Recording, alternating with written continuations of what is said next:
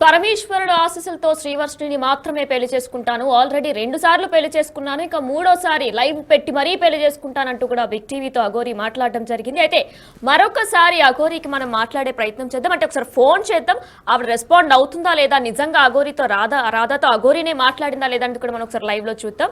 నేను ఇప్పుడు అఘోరితో మాట్లాడే ప్రయత్నం కూడా చేయబోతున్నాను. ఆమె నంబర్ కి కూడా కాల్ చేయబోతున్నాను. ఎస్,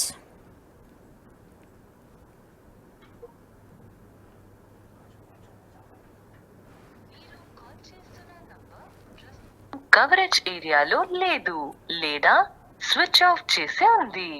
దయచేసి కొంచెం సేపు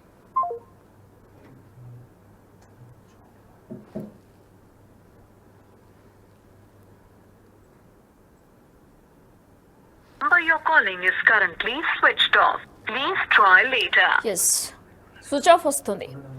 మనం ఇంకొక 2వ నంబర్ కూడా ఒకసారి ట్రై చేసి చూద్దాం.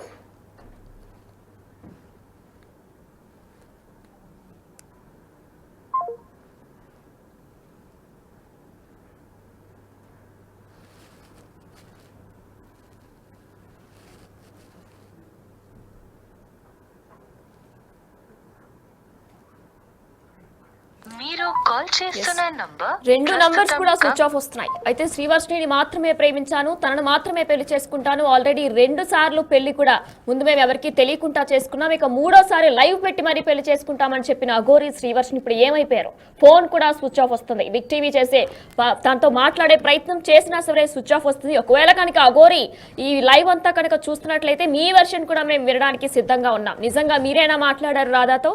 మరి రాధాతో అలా మాట్లాడి ఇప్పుడు శ్రీవర్షిని ఎందుకు ట్రాప్ చేశారు? నిజంగా ప్రతి ఒక్కరూ చెప్పినట్టు నిజంగానే మీరు శ్రీవర్షిని ట్రాప్ చేశారని అనిపిస్తుంది. ఇక అఘోరి కాదు శ్రీనివాసే అని నిర్ధారణ అయినట్టు కూడా తెలుస్తుంది. ఒకవేళ మీ వర్షన్ కూడా ఏదైనా చెప్పాలి అనుకుంటే అఘోరి ప్లీజ్, బిగ్ టీవీ సిద్ధంగా ఉంది మీ వర్షన్ కూడా వినడానికి. రైట్, అయితే అఘోరి రాధాతో ఏం మాట్లాడరు? జనవరి 1న వాళ్ళు పెళ్లి చేసుకున్న దాని గురించి, ఇంకా మిస్ యూ గురించి, లవ్ యూలు కూడా చెప్పుకున్నారు. శ్రీవర్షినితో ఏ విధంగా అయితే అఘోరి మాట్లాడిందో అదే విధంగా మొదటి భార్య అయినటువంటి రాధాతో కూడా మాట్లాడారు. అయితే ఒకసారి మనం ఆడియో ఇప్పుడు ఒకసారి విందాం. నేను నిన్ను చాలా మిస్ అవుతున్నా రాధి, చాలా మిస్ అవుతున్నా, చాలా గుర్తుకొస్తున్నా. బట్ ఏం చేస్తాం, కానీ నేను వచ్చుడితోనే అయితే నీకైతే తాళి కడతాను Radhi. Love you, miss you, love you. నాతో నవ్వట్లేదమ్మా, చాలా పెయిన్గా ఉంది హార్ట్లో. నీకైతే ఎప్పుడు నేను ఈ ప్రేమనైతే నీ నుండి మన ఇద్దరం జీవితాంతం ఇలా కలిసిమెలిసి ఒకటే ఇంట్లో ఉండాలని నా కోరిక. ఆ కోరిక నువ్వు ఎంత దూరం తీసుకెళ్తావు అనేది your decision. But for ever never నువ్వు ఎప్పుడు నాకు డిఫరెంట్. ఇంకా అది నువ్వు వేరు, ఇంకా అందరు వేరు, నా బెస్ట్ వేరు, నువ్వు వేరు, అంతే.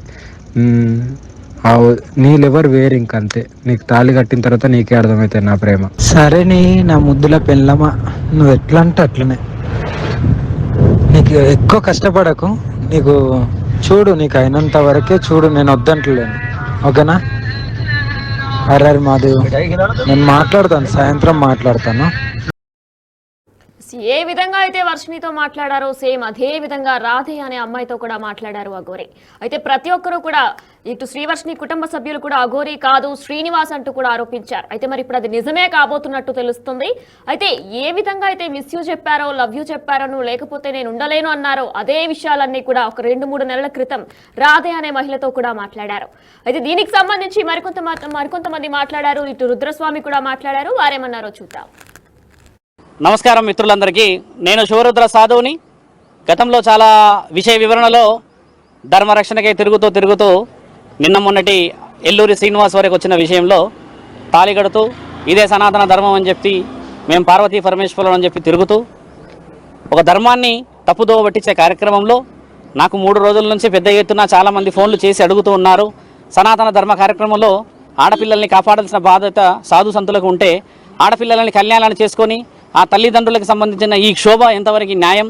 ఒక శివరుద్ర సాధువే ఈరోజు బయటకు వచ్చి మాట్లాడడం చేత చాలామంది బయటకు వస్తున్నారు. ఆడపిల్లల కుటుంబాలని కాపాడాలి స్వామి అని చెప్పి చాలామంది చెప్పడం చేత నేను మండే రోజు, అంటే ఈరోజు సోమవారం రోజు కూడా విషయ వివరణలో జాగ్రత్తగా పడి ఎల్లూరి శ్రీనివాస్ యొక్క విషయాలు కూడా చెప్పడం జరిగింది. గతంలో ఆయన చేసిన ఒక ఉత్తమమైన పని జనవరి 1 రోజు ఇంకో అమ్మాయికి కూడా తాళి కట్టడం, ఆ అమ్మాయిని మానసికంగా వేధించడం, శారీరకంగా వేధించడం, ఆ అమ్మాయి ఈరోజు ఒంటరిదైపోయి దిక్కుచోతని పరిస్థితుల్లో ఉన్న ఆ పరిస్థితిని నేను నిన్న మొన్నటి నుంచి ఎంతో వివరంగా మాట్లాడడం జరిగింది. ఈరోజు మీడియా సోదరులందరికీ కూడా తెలియజేయాల్సింది ఏంటంటే ఇకపై ఆగేది లేదు. ఎల్లూరి శ్రీనివాస్కి మనందరం కూడా అఘోరి అన్న పేరు పెడుతూ తిరుగుతున్నాడు కాబట్టి ఆయన గారిని అడ్డుకునే మహాప్రయత్నంలో ఈరోజు సోమవారం రోజు పరమాత్ముడి ఆజ్ఞ వచ్చిందని చెప్పి నేను అనుకుంటున్నాను. కాబట్టి ఆ అమ్మాయికి మీరందరూ మీడియా ముఖంగా ఈరోజు ముఖ్యమైన వ్యక్తులు పోలీస్ అధికారులే కానీ మన ముఖ్యమంత్రియే కానీ అక్కడ చంద్రబాబు నాయుడు గారు పవన్ కళ్యాణే కానీ తెలంగాణ ఆంధ్ర రాష్ట్రాల్లో ఉన్న దిగ్గజాలందరికీ కూడా మేము విన్నపించుకునేది ఏంటంటే ఇలాంటి వ్యక్తుల్ని మనము ఈరోజు ఉత్సాహపరిస్తే రానున్న సమాజంలో ఆడపిల్లలకి రక్షణ లేకుండా పోతుంది. దానికి పైశాచికత్వంగా మన వాళ్ళు సనాతన ధర్మం అని పేరు పెట్టడం జరుగుతుంది. కాబట్టి ఎల్లూరు శ్రీనివాస్కి ఇకపైన నేను నిన్న సాయంత్రము ఆజాద్ గారితో కూడా మాట్లాడడం జరిగింది, అడ్వకేట్ గారితో. ఆయన గారు కూడా పెద్ద ఎత్తున ముందుకు వెళ్దాం రుద్ర గారు, ఆయన గారు చేసిన అన్యాయాన్ని మనము ఖచ్చితంగా అందరికీ తెలియజేయాలని చెప్పారు.